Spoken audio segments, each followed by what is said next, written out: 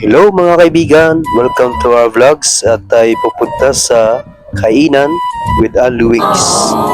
Alam nyo ba dito sa checkpoint meron nabibili kainan ito, Wing City. Sabi daw, ali daw dito. Kaya itong mga katrabaho ko ay pumunta kami dito. Yan, tumingin tayo sa Google Map dahil naghahanap tayo ng kainan. Yan, makikita lang pala dito sa Checkpoint Mall. Ito yung napili namin na puntahan ng mga katrabaho, ating mga ka-workmate, ating mga kaibigan. Kaya let's go, follow ang mangyayari.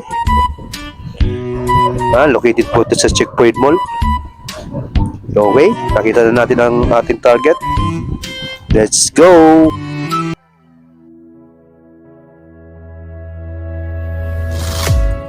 Hello mga kaibigan! Welcome to my vlogs, Abel Vlogs TV. Okay mga kaibigan, nandito nga pala tayo sa Alu Wings. Nandito ang ating target. At shoutout muna tayo kay Daniel Doblados. At syempre hindi mawawala itong mga kaibigan natin, katrabaho natin yan. Shoutout sa inyo lahat. Maraming salamat sa inyo. At ito nga pala ang kanilang menu. Yan, mababasa nyo dyan yung mga presyo. Actually, hindi naman ako ang pumili nito. Sila lang din. Dahil tayo ay kakain lang. At maraming salamat. Dahil first time natin kumain dito sa Alu Wings. At yan nga mga kaibigan. Shoutout muna tayo kay Ate Arisa. Yan, pumipili na ng order. At syempre, dito lang tayo. Pangiti-ngiti lang muna dahil hindi pa natin alam kung anong gagawin. So yan, nagkwintahan na po tayo. Kung magkano, nandiyan naman si Ninong Meg. Shoutout sa iyo, kaibigan Meg. At ang unang lapag, yan, kanin. Yung mahihilig sa kanin, pwede kayo mag-ali rice. Pero ang target talaga namin ay chicken. At habang busy ang lahat, yan, tumingin muna kayo sa camera bago mag-umpisa. Shoutout sa inyo. Akala nila nagpipicture tayo. Yan, nakikita nyo naman. Meron tayong iced tea, french fries.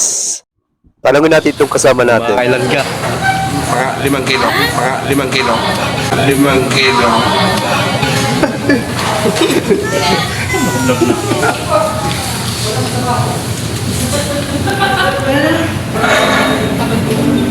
O yan mga kaibigan, kumakain na kami. Yan, i-reach natin yung kanilang luto. Merong masarap, merong medyo matabang, at meron namang sobrang ayos lang. Depende siguro ito sa mga flavor na ating na-order. Well, nagpapasalamat pa rin ako dahil first time nga natin kumain sa mga ganitong kainan, wings. Ang masasabi ko lang, pag ganitong kainan, dapat maging handa tayo. Siguro, pag pupunta tayo dito, dapat ay talagang gutom. Yes! Yan, makikita nyo na mga itsura ng mga kasama ko dito. Oh no! Merong masaya, merong lumbay. Ito namang yung katabi ko, puro kain lang ang alam. Siguro, paborito niya talaga itong chicken. Sa totoo lang, nakaubos na nga pala kami ng ulang order namin. Yun nga pala ay 3 order. Well, hanggang dito na lang ating video for today. Kayo na ang bahala kung gusto nyo pumunta dito. Makita nyo lang yan dito sa Checkpoint Mall. Well, maraming salamat sa inyong panonood at good luck sa atin lahat. God bless all. Thank you for watching.